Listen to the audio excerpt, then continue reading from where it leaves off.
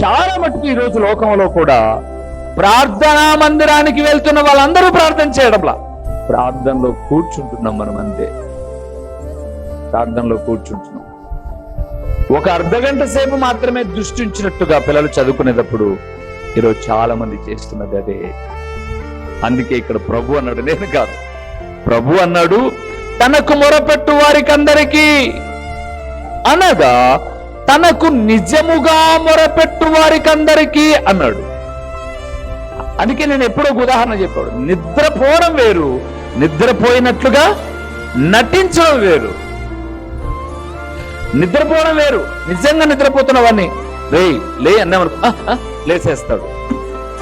నిద్రపోయినట్టుగా నటిస్తుంటాడు చూడండి, వాడు ఎంతసేపు లేపినా అట్ట మసులుతాడు, ఇట్ట మసులుతాడు, ఎంతో గాఢ నిద్రలో ఉన్నట్లుగా యాక్టింగ్ చేస్తాడు.